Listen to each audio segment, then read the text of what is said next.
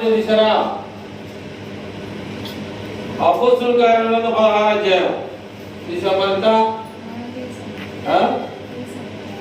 అక్కడ ఏమున్నాయంటే 30వ వచనంలో అక్కడ చదువు ముందుకెళ్ళు.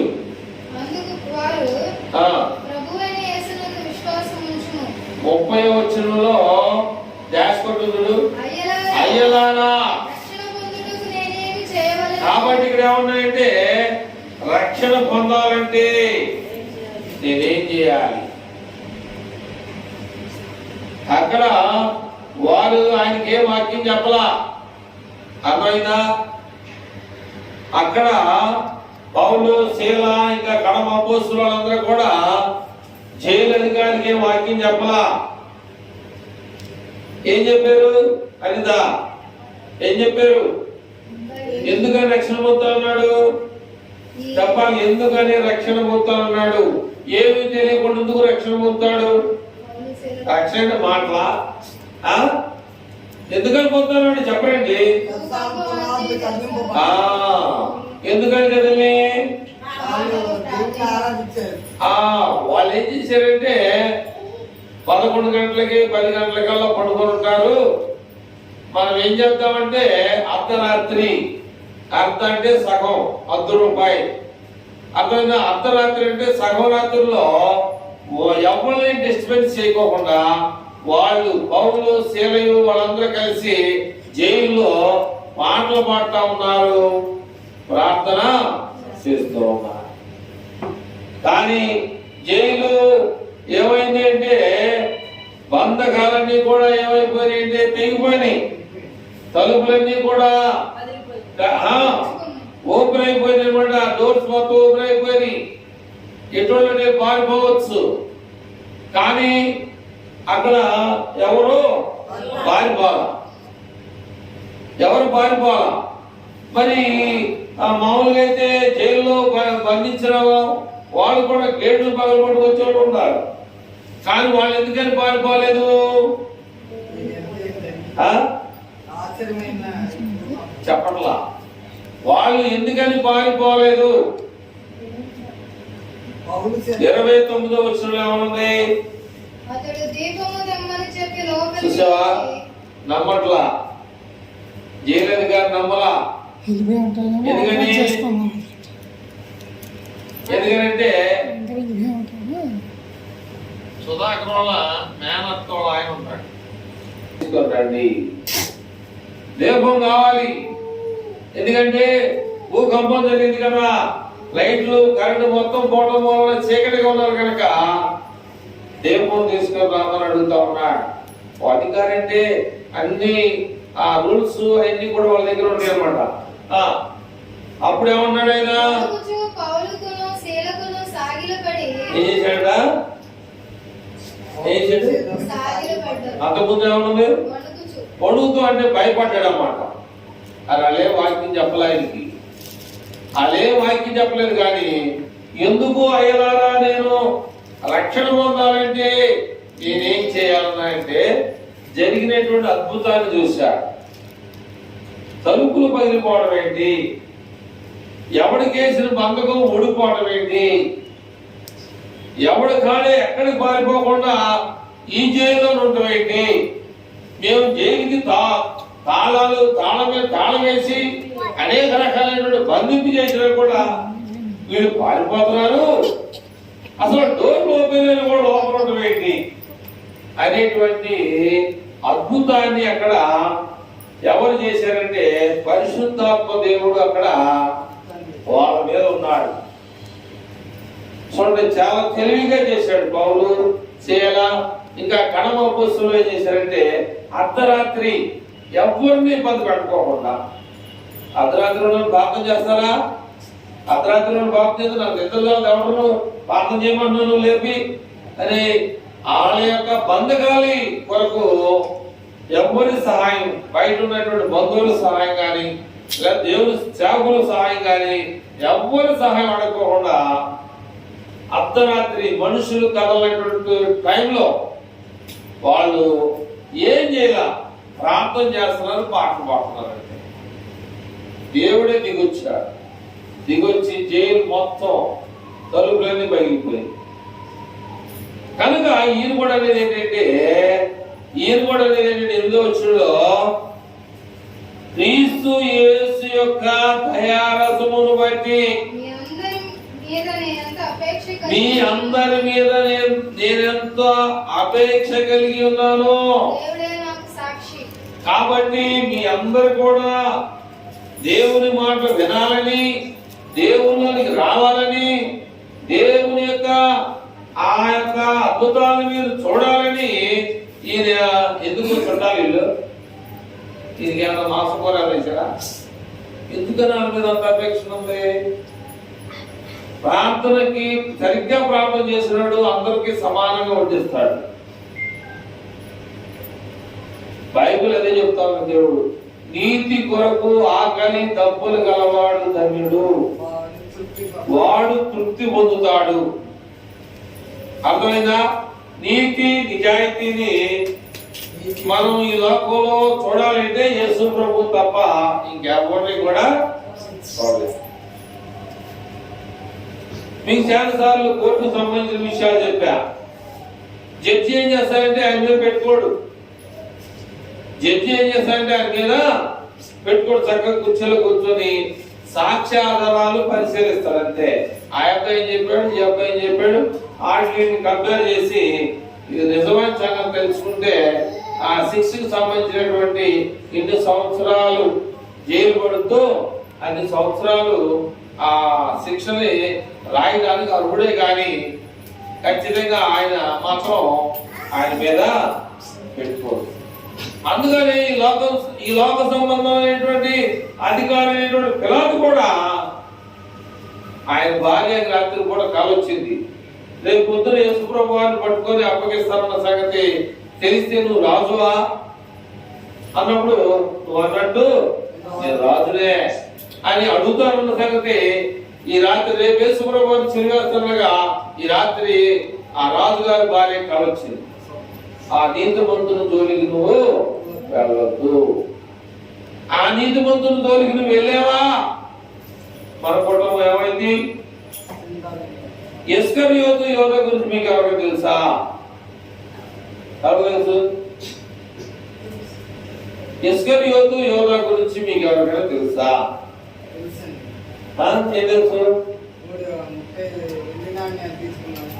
తీసుకున్నాడు,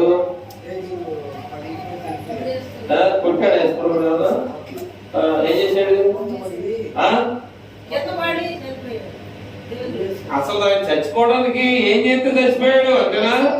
చచ్చిపోయాడు కరెక్ట్. ఏం చేస్తే చచ్చిపోయాడు? అది ఎట్లా? ఇదిగో ఈయనని చెప్పాడా? చేపట్టుకుని కప్ చెప్పాడా? ఆయన ముద్దు పెట్టుకుంటే కప్ దొరుకుద్దా? ఇష్టం అంటే ఎంత డ్రాప్ కూడా ఇష్టమే, తప్పు అంటే ఇంత కూడా తప్పే. ఆ వాటర్ ఇష్టం వాటర్ ఎంత వాటర్ డ్రాప్ అయ్యింది ఏమైంది? ఇష్టమే. అట్లాగే దేవుని దగ్గర చాలా మంది అంటారంటే నా దగ్గర నీ కుక్కద్దులు చల్లవు అంటారు చాలా మంది. అంటే మనిషి దగ్గరే చల్లవు కానీ దేవుని దగ్గర చెల్దియా అంటారన్నా. ఈయన టైము ఖాళీ ఉంది మనం తెచ్చుకోవట్లా, చాలా జాగ్రత్తగా మాట్లాడుతున్నాడు. విషయాలన్నీ కూడా చాలా జాగ్రత్తగా ఏం చేస్తారంటే ఆలోచన చేస్తూ ఉన్నాయంటే క్రీస్తు యేసు యొక్క దయారసమును బట్టి మీకు చెప్పాను, మళ్ళీ చెప్తే ఏమనుకోకండి. నాకు ఈ కుర్చీలో కూర్చొని తాగుతున్నావు కానీ ఆయన మన గుర్తు రాట్లా. ఆయన దయారసాన్ని పిండి శిలలో కాచి నీకు నాకు ఎత్తాడు కానీ ఆయన నన్ను బతికెత్తాడు అనేటువంటి గుర్తింపు మనకు లేకపోతే ఎక్కడ చేసిన గొంగడి అక్కడే ఉంది. నేను తెలుగుగలను అనుకోవచ్చు కానీ మనకన్నా తెలుగు వాడుతూ ఇక్కడ చాలా జాగ్రత్తగా మాట్లాడుతాడు. ఏమని? ఆ యొక్క బొప్పాయి రసం 2 గ్లాసులు తాగా, అదైనా ఇక్కడ కుర్చీలో ఇదేంటి కుర్చీలో కూర్చొని చెప్తాడు మీరు అనుకుంటున్నారేమో.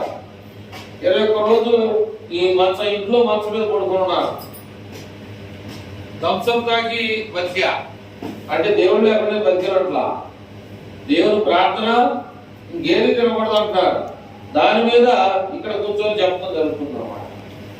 ఎక్కువసేపు ఉంచలేదు అర్థమైనా. అందుకని ఇక్కడ ఏమన్నాడంటే దేవుడు క్రీస్తు యేసు యొక్క దయారసమును బట్టి మీ అందరి మీ అందరి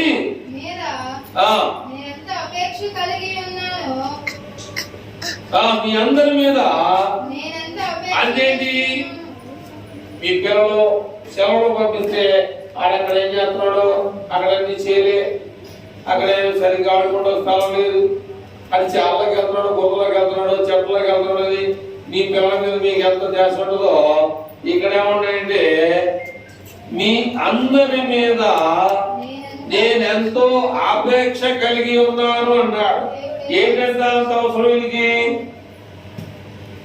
పౌలుకి ఫిలిప్పీలో ఉన్నటువంటి సంఘస్థుల మీద అంత ప్రేమ ఏంటంట,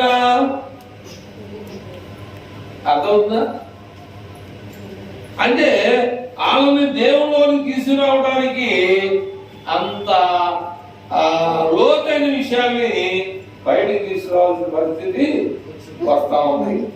దేవుని దగ్గర మనము ఇస్కరియోతు యోధ ఏమి చేయలేదు వారిని.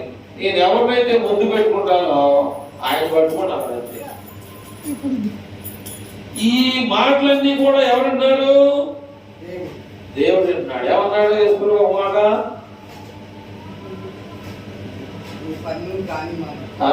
ఇంకో మాట ఉంది, మీకు అన్ని గుర్తు ఉండాలంటే ఉండలేదు. చెలికాడ అన్నాడు.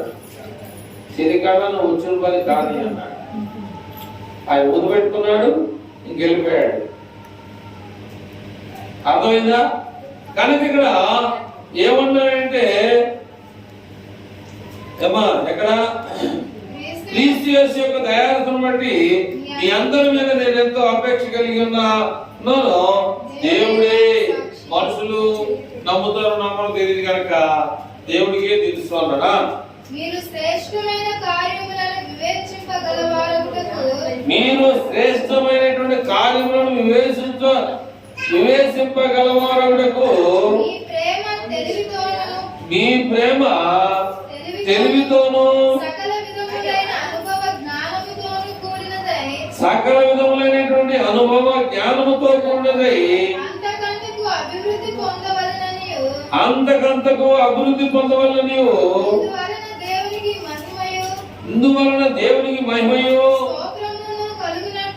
స్తోత్రమును కలిగినట్లు యేసుక్రీస్తు వలన నీతి ఫలములతో నిండుకొనిన వారై క్రీస్తు దినముల వరకు నిష్కపటులను నిర్దోషులను కావాలని ప్రార్థన చేస్తూ ఉన్నాను. ఎలా ఉండాలంట? ఎలా ఉండాలంట? దోషి అంటే తప్పు చేసిన వాడు, నిర్దోషి అంటే తప్పు లేని వాడు. ఎలా ఉండాలి అంటే క్రీస్తు దినం వరకు నిష్కపటులను నిర్దోషులను కావాలని ప్రార్థన చేస్తూ ఉన్నాడు. కాబట్టి మరి మన పరిస్థితి ఏంటి?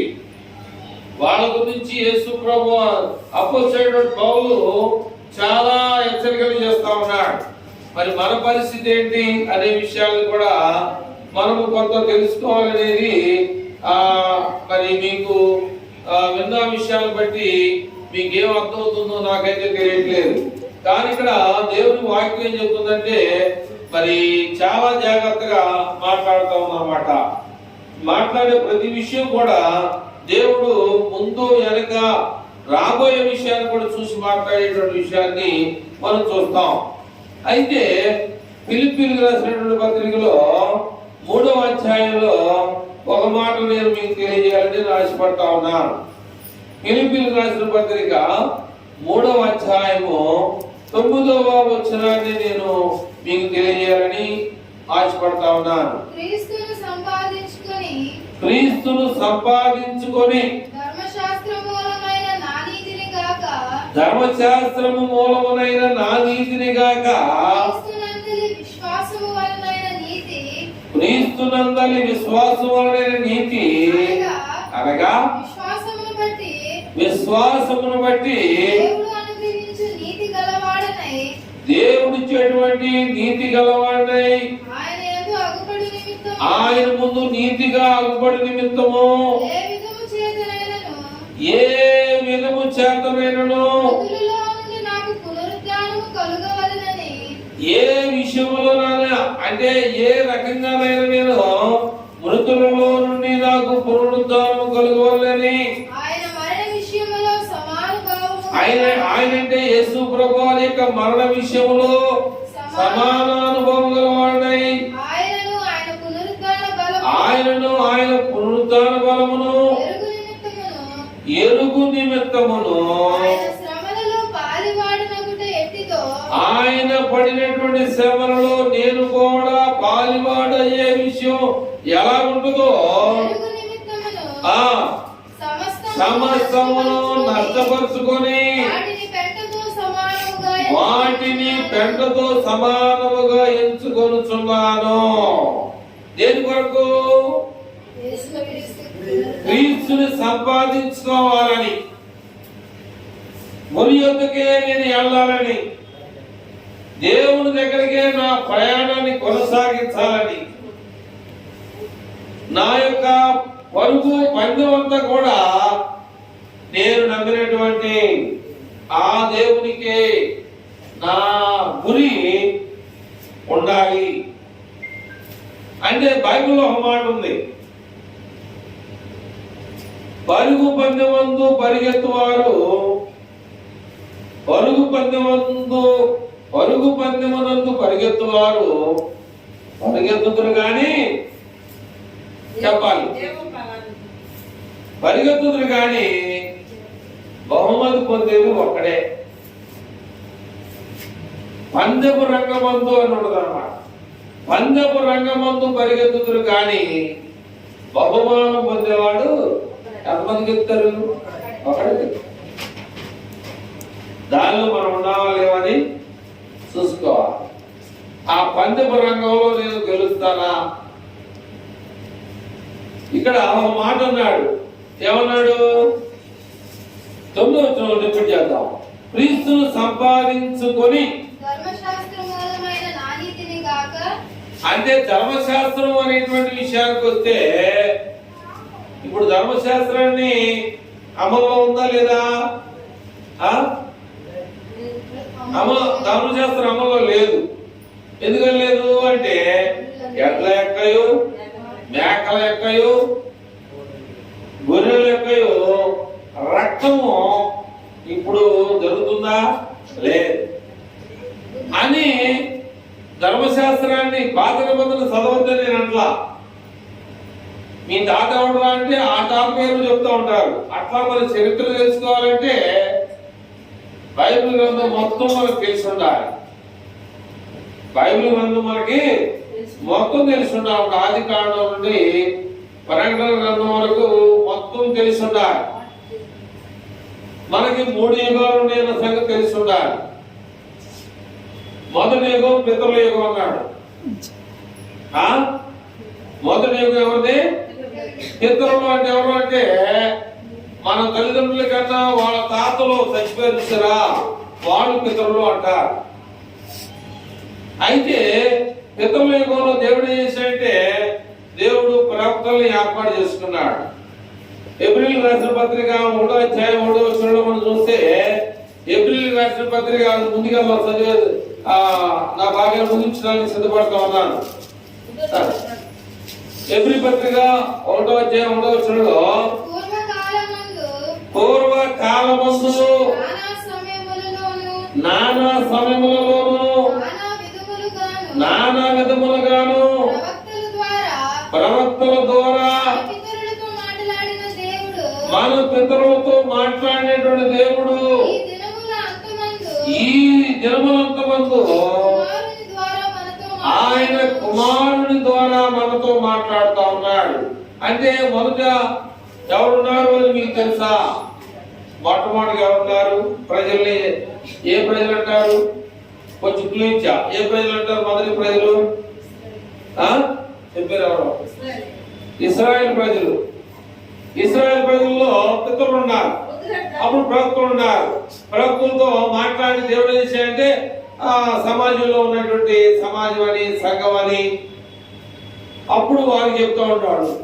అక్కడ సమాజ మందిరాలు, సమాజంలో ప్రజలకి తెలియని విషయాలు దేవుడు ప్రవక్తలు చెప్తే ప్రవక్తలు చేసి ఆ సంఘంలోనూ సమాజంలో చెప్తే ఇదంతా చెప్పి భయపడేవాడు. ఇప్పుడు సమాజాలు లేవు, సమాజ మందిరాలు లేవు, ఇంకంతా కూడా ఏమైందంటే ఏకాలం అయిపోయింది. అయితే ఈ యొక్క బోధ ఈ బైబిల్లో 12 గోత్రాలు ఉన్నాయని సంగతి మనందరూ తెలుసు. ఈ 12 గోత్రంలో ఒక గోత్రం వాడే బోధ చేయాలని దేవుడు చెప్పాడు. ఆ గోత్రం ఎవరంటే లేవి గోత్రికులు మాత్రమే బోధ చేయాలి. ఈ 11 గోత్రాలలో ఉన్న వాళ్ళందరూ కూడా ఏం చేయాలంటే ఇశ్రాయేల్ ప్రజలు ఈ ఒక్క గోత్రంలో ఉన్న వాడిని పోషించాలి. ఈ 11 మంది గోత్రికులందరూ కూడా ఈ లేవి గోత్రికులు పోషించాలి. ఆ తర్వాత యేసు ప్రభువు ఏం చేశాడంటే ఆ తండ్రి దేవుడు ఏం చేశాడంటే ఈ లోకంలో ప్రజలు నా మాట ఇట్లా ఎవరు మాట అని చెప్పేసి కన్యక గర్భవతి కుమారుడు కంటది. ఆ కుమారుడు లోకాలకు వస్తాడు. ఈ లోకంలో ఆయన మాట వినాలని చెప్పేసి దేవుడు బాప్తిసం పొందినాక ఈయన నా ప్రియ కుమారుడు పౌర రూపంలో వచ్చి చెప్తాడు అన్నమాట. ఈయన మాట వినదని. ఆయన మాట కూడా ప్రజలు ఎవరు కూడా విన్నారా? ఏం చేశారు?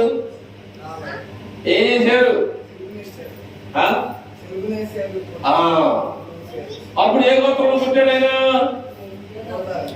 యోధుల గోత్రము సింహం. ఆయన ఫస్ట్ ఇశ్రాయేలీయులు, యేసు ప్రభు యోధా గోత్రంలో పుట్టాడు. ఆటలో చెప్తారు. యోధా గోత్రంలో పుట్టిన తర్వాత యూదులు అనబడ్డారు. యూదులు అనబడిన తర్వాత యేసు ప్రభు వారి లోకంలో బోధ చేసి 30వ ఏటగా బైబిల్ పట్టుకొని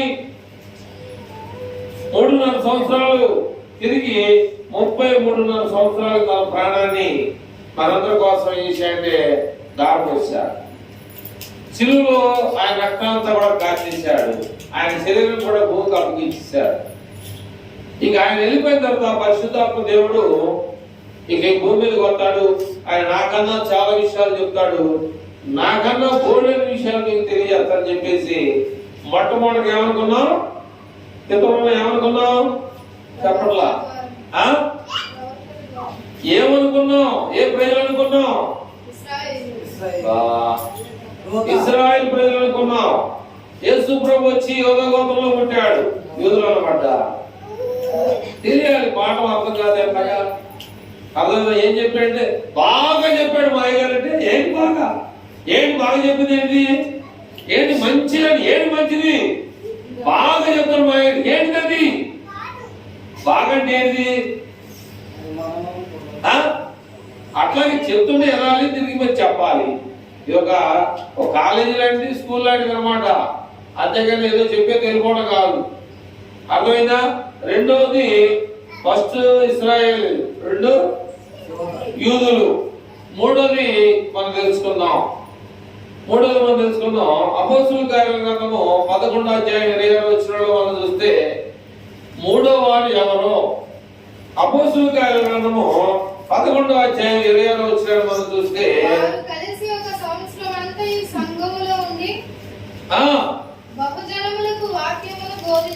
ఎవరంటే అపోస్తులు. సంఘం అనగా క్రీస్తు ప్రభువారిని, సంఘం అనగా క్రీస్తు శరీరం అయి ఉంది, సంఘం అనగా క్రీస్తు తన భార్య అయి ఉందన్నమాట. మళ్ళీ ఒక్కరు రాడైనా మాయ్ ఎవరు ఒక్కరు రాడా? రానున్న వాళ్ళు చేతులు ఎత్తండి. ఒక్కరు రాడా? ఎవరి కోసం వస్తాడు? ఆయన భార్య కోసం వస్తున్నాడు. పొదువైనటువంటి సంఘం కోసం రాబోతున్నాడు. మొట్టమొదట అంత్యోక్యలో ముందు నుంచి చదువు మళ్ళీ స్టార్ట్ చేయి. వారు కలిసి ఒక సంవత్సరం అంతా కూడా సువార్త పనిచేస్తూ సంఘంలో ఉండి, చూడండి ఉందా లేదా సంఘం? ఆయనేది నాది కాదు. రాత్రి ఒక ఆయన ఫోన్ పెడితే ఏమన్నాడు? అమ్మగారు కూడా ఉంది,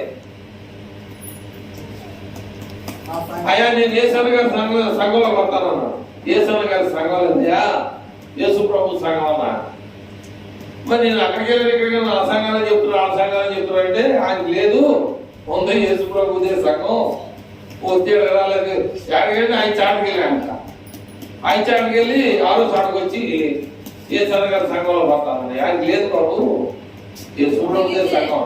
అట్లా నాకు లేదు సంఘం, ఆయనేది.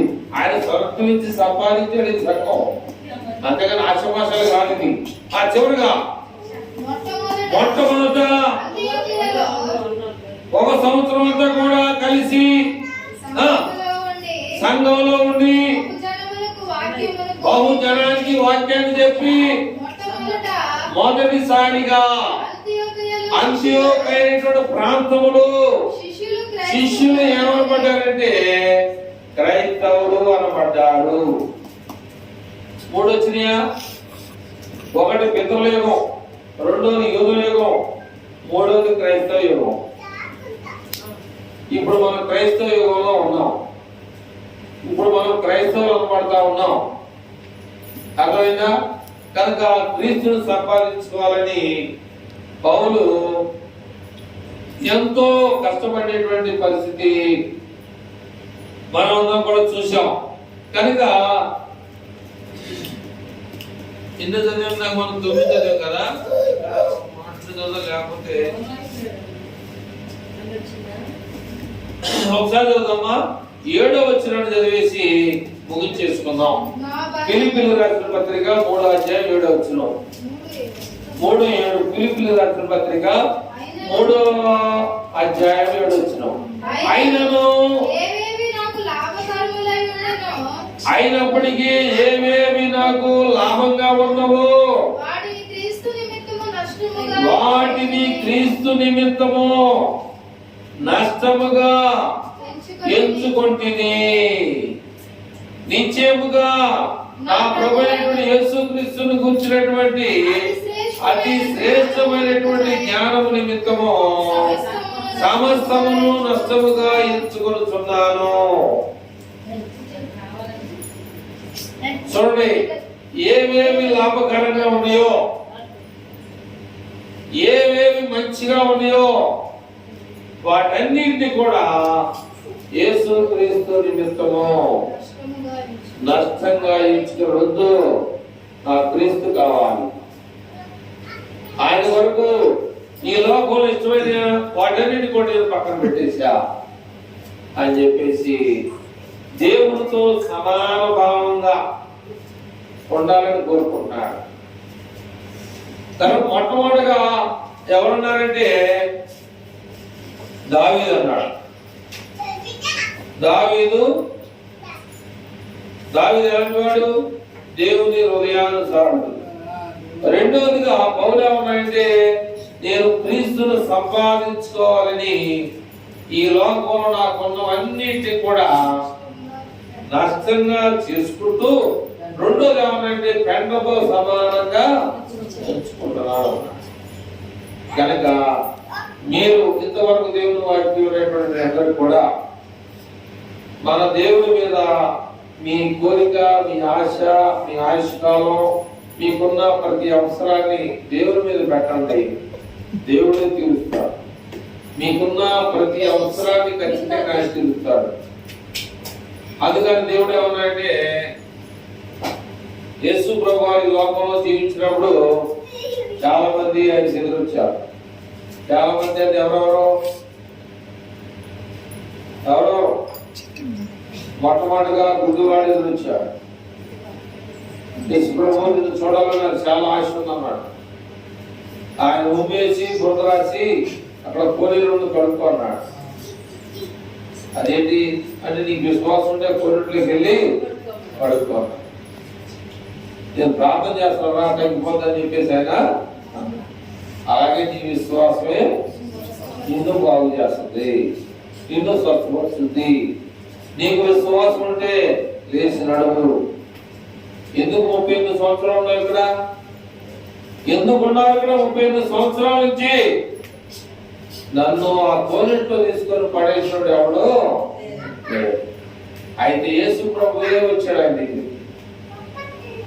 ఒకవేళ నిన్ను ఎవరు పట్టించుకోపోవచ్చు, ఒకవేళ నీ బంధువులు నీ పిల్లలు నిన్ను పట్టించుకోపోవచ్చు, కానీ దేవుడు నీ దగ్గరికి వస్తాడు.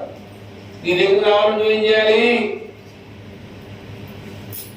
జీవన గారి లాగా అయ్యారా రక్షణ పొందాలని ఏం చేయాలి? అలా వాక్యం ఆయన అద్భుతాన్ని చూస్తాడు. నేను రక్షణ పొందాలంటే ఏం చేయాలి? లాస్ట్ స్టెప్ అడుగుతున్నాడు. ఫస్ట్ స్టెప్ కాదు, లాస్ట్. నేను దేవుళ్ళకి వెళ్ళిపోవాలి, నేనేం చేయాలన్నాడు. వాక్యం ఆయన అద్భుతాన్ని చూశాడు అక్కడ. అట్లాగే నువ్వు నమ్మినటువంటి దేవుడు, మన దేవుడు చాలా నమ్మకమైన వాడు, యథార్థమైన వాడు. నువ్వు అడిగితే ఇస్తాడు.